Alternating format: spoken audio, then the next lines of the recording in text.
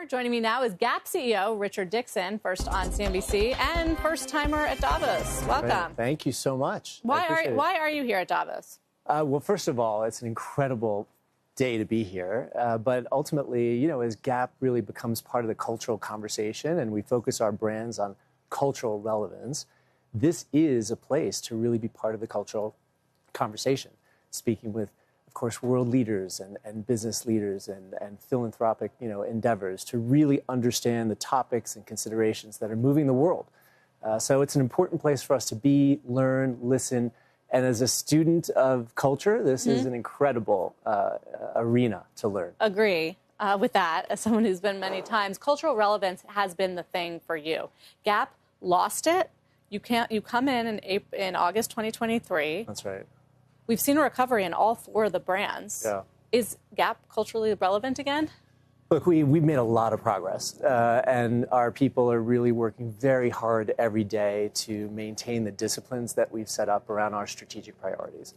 You're right. This was a storied company with legacy brands that arguably was telling great brand stories, and at some point we moved from a brand storyteller to a retailer that sold stuff. And so we've been really concentrating with each brand on the brand's purpose. Why does each one of our brands exist? And then driving insights into action through better product, better marketing, better culturally relevant storytelling. And last but not least, executing with excellence. Retail is detail. We all know that. We have a huge footprint and chain around the world. And so executional excellence is a really important part of any fix the fundamental retail turnaround. You also brought in Zach Posen. Of course. I'm a fan. I give him credit, too, for cultural relevance and absolutely the design. Yeah. But you really have to, you had to shift the culture here.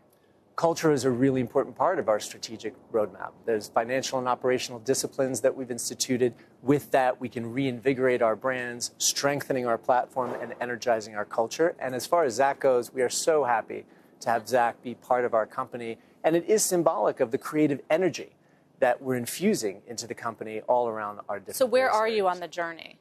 That's what investors want to know. Of course, right. Well, look, this is a journeyed company, right? We're 55 years young. We started as a small store in San Francisco in 1969, and we've progressed ever since there with a really powerful portfolio.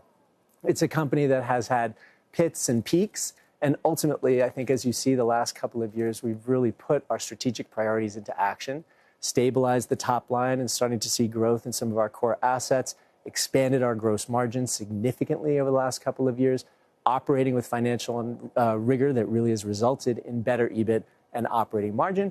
Our goals at this point is to continuously perform, do what we say we're going to do, and ultimately become a more confident place for investors and, most importantly, our consumers. What happens to those financials if we do see widespread tariffs, China and elsewhere? I mean, where's your product made? Yeah, well, we've diversified our footprint from a manufacturing perspective quite nicely over the last few years. Only 10% of our product is coming out of China. So we really feel very confident about the footprint that we have and the diversity that we've created in context of our global supply chain. And I think as far as tariffs go, look, we're not isolated ourselves. Everybody is going to experience the same decrees, and we will manage our P&L accordingly, and most importantly, to give the value and quality that we've always been known for to our consumer.